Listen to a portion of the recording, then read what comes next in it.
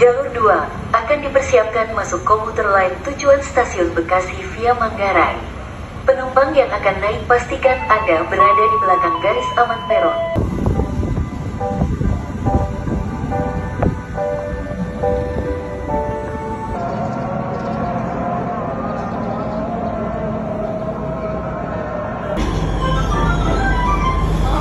Door on the left will open.